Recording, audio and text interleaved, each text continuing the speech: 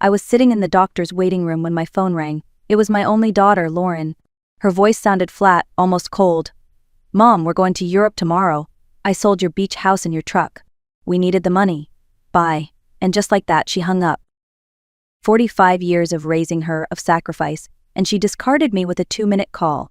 But instead of crying, I felt a strange calm, because Lauren didn't know everything. My name is Agnes Ford. I'm 71 years old, a recent widow, and the woman my daughter thought she outsmarted. 6 months ago, my husband, Thomas, died suddenly over breakfast. He kissed my forehead, said "Good morning, my love," and then he was gone. Lauren had been by my side since, visiting often, smiling sweetly as she urged me to take care of myself. I thought it was love, but it was convenience. That day, sitting in the clinic, I remembered something Thomas gave me just before he died, a sealed envelope, still waiting in my dresser drawer. When I returned home from the doctor, I went straight to the bedroom. In the bottom drawer of my dresser lay the manila envelope Thomas had pressed into my hands 3 days before his heart attack. "Open this when you're ready," he had said. Grief had pushed it from my mind until now. My hands trembled as I slid it open. Inside were neatly stacked papers, property deeds, bank statements, and a handwritten letter from Thomas. His familiar script blurred as tears filled my eyes. "My dearest Agnes," it began. "If you're reading this, I'm gone. Forgive me for keeping secrets. I invested our savings quietly over the years in homes, businesses, stocks. We don't just have the beach house. We own more. I wanted you to be safe, but not burdened with worry. And I feared Lauren would see us differently if she knew. You are now the sole owner of everything." I stared at the document, 6 properties, investments, accounts with numbers I had never imagined. My husband, a simple bus driver, had turned pennies into a fortune. Lauren thought she left me with nothing. She couldn't have been more wrong. I sat at the kitchen table. Thomas's letter spread before me. He had owned apartment buildings, a downtown condo, even shares in companies I'd never heard of. Every penny we had saved through decades of sacrifice, he had multiplied it silently. And now it was all in my name. The irony cut deep. My daughter had sold the beach house for a quick payout, treating it as just cash. She never knew it was only one piece of a much larger fortune. She had also sold Thomas's beloved pickup, the truck he washed every Sunday, and kept spotless under the oak tree. That truck still carried his scent. She knew what it meant to me and sold it anyway. The phone rang the next morning. It was Lauren again, her tone syrupy. "Mom, we deposited your share from the house and truck. It's not much, but 30% should help you until you find something smaller." 30% of my own belongings, I see, I replied evenly. She sighed in relief. "We leave this afternoon. Edward's business opportunity in Europe is incredible. Don't worry, Mom. When we return, we'll help you find an apartment that fits your needs." When she hung up, I laughed out loud. My daughter thought she'd discarded me. She had no idea I was holding all the cards. From my window that afternoon, I watched Lauren and Edward haul their glossy suitcases into a cab. They laughed and kissed like teenagers heading off on an adventure. Not once did they glance at my house. Not a wave, not a goodbye. I carried my tea back to the kitchen and looked again at Thomas's papers. The beach house could be reclaimed. Lauren had no right to sell what wasn't legally hers. The truck, too, if I could prove deception. I knew just the man to call, Mr. Peterson, the lawyer who had handled Thomas's modest estate. "Mrs. Ford," he said warmly when I phoned. "How are you?" "I'm well, thank you. I need to see you. I found some documents Thomas left behind." The next morning I sat in his office, a marble-floored building downtown. His eyes widened as he examined the deeds. "Mrs. Ford, this is substantial. Your husband was a very wise man. Everything is in your name. The sale of the beach house was fraudulent. We can reclaim it immediately." "And the truck?" I asked. "That may take more effort, but yes, it's possible." I leaned forward. "I don't want lawsuits or drama, Mr. Peterson. Not yet. I want to handle this quietly. Can you help me?" He nodded. "Of course." Good. My daughter thought I was powerless. She was about to learn otherwise. The days after Lauren left were strangely quiet. Neighbors stopped by with sympathetic smiles, whispering about how sad it was that my daughter had run off.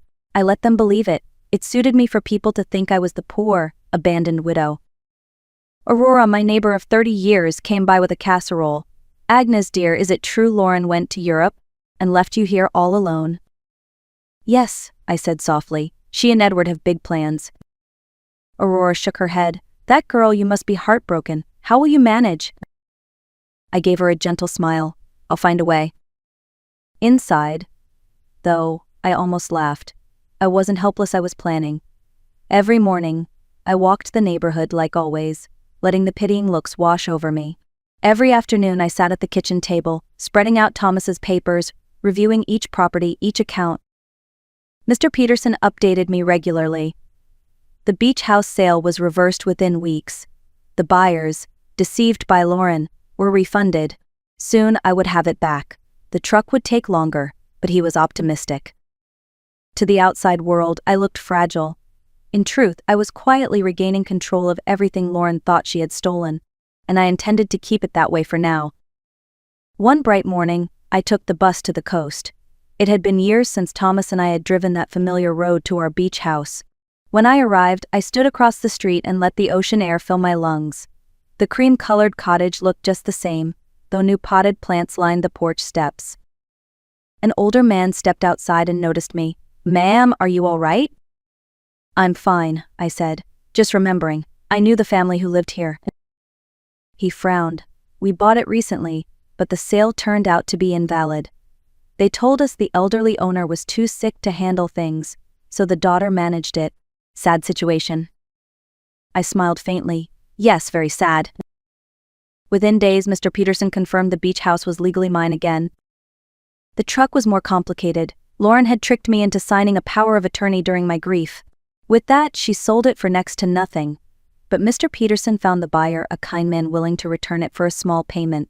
When I touched the worn steering wheel once more, Thomas's presence felt near. Piece by piece, I was reclaiming what Lauren had tried to erase, and I wasn't finished yet. By the time the beach house and truck were back in my name, Mr. Peterson had completed another task, transferring direct control of the apartment building where Lauren and Edward lived. Technically, I had owned it all along through Thomas's company. Now, my signature alone decided its future. "Mrs. Ford," Mr. Peterson said carefully, "you have full rights to do as you wish with the property, including eviction." I nodded. "Prepare the notice. But don't send it until they return from Europe. I want it waiting for her, hand-delivered." Weeks later, Aurora arrived at my door with gossip hot from the neighborhood. "Agnes, did you hear? Edward's in trouble with the bank. Took out loans against that apartment, but it turns out he never owned it. My brother-in-law at the bank says Lauren might have to come home to deal with the mess." I poured Aurora a cup of tea, hiding my smile. That does sound complicated. Days later, word came Edward had stayed in Europe, chasing another woman, leaving Lauren stranded. She returned alone, pale and shaken. Within 24 hours of her arrival, the eviction notice was in her hands. My daughter had once pushed me out of my home with a phone call. Now she knew what it felt like.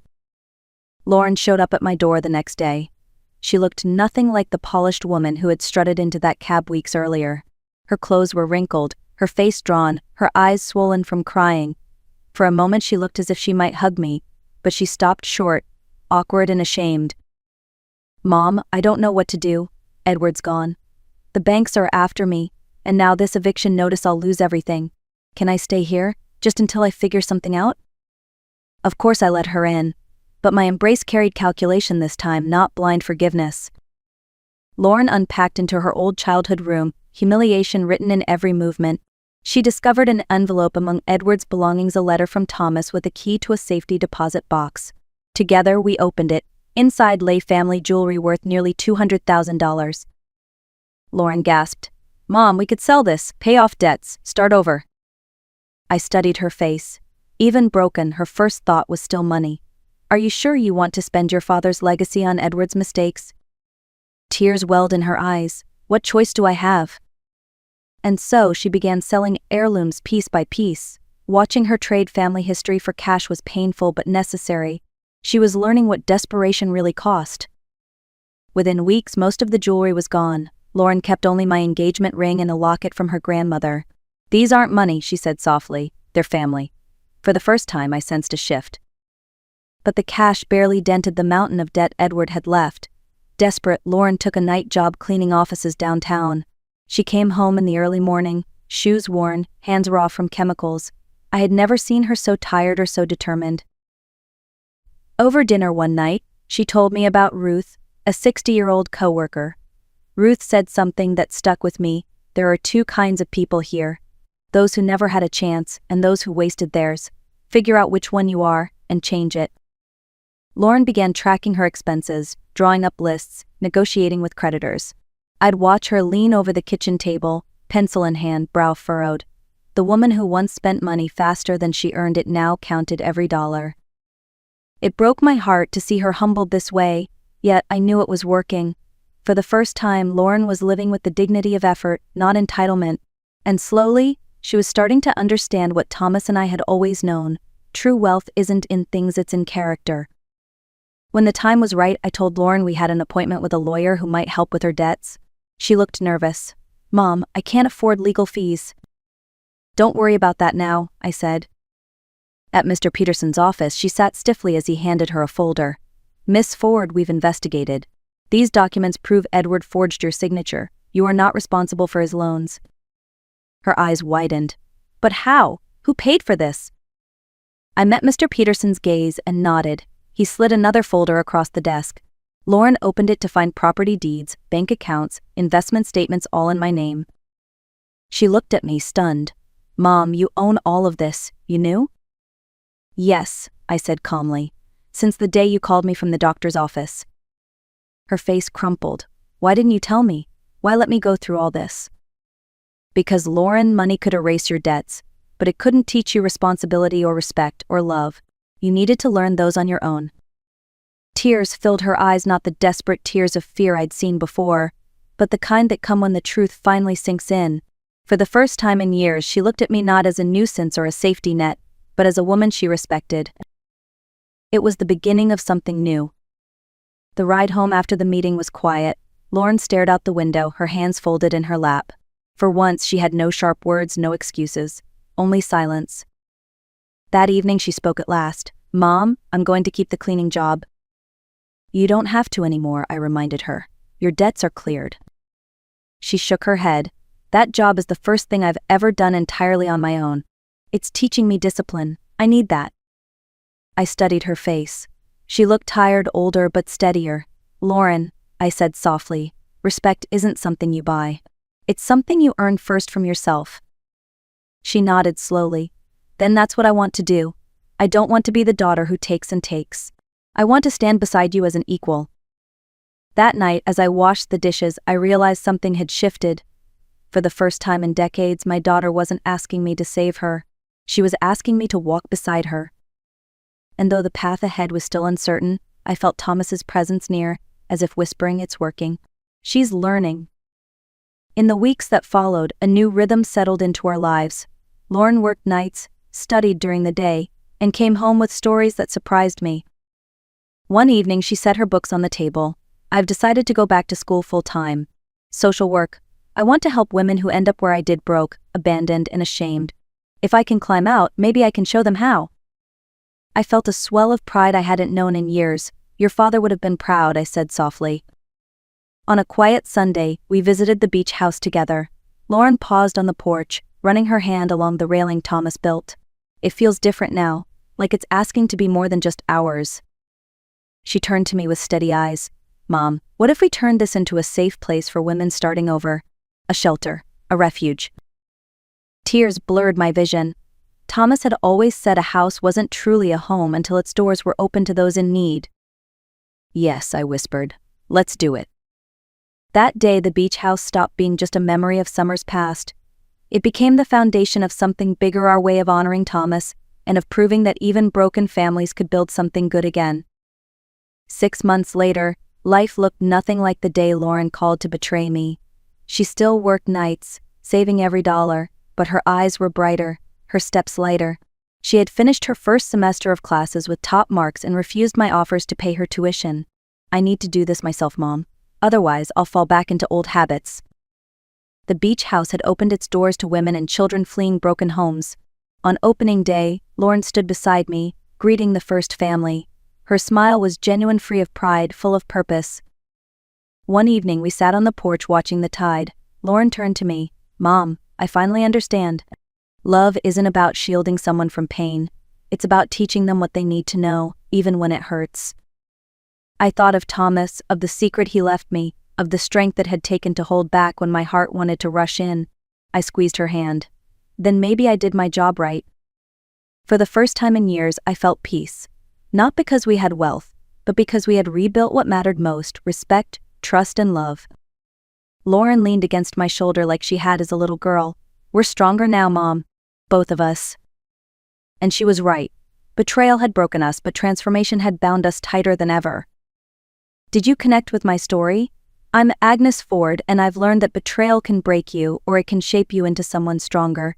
Sometimes, love means stepping back and letting someone you care for learn the hardest lessons on their own. Now I'd love to hear from you. Which moment of this story spoke to you the most? Have you ever had to let someone you love face the consequences so they could truly grow? Share your thoughts in the comments. I read every one. If this story touched your heart, please give it a like, share it with a friend who might need encouragement, and don't forget to subscribe. Your support helps me bring more life stories of resilience, wisdom, and the surprising ways family can change us. Until next time, thank you for listening with love and respect.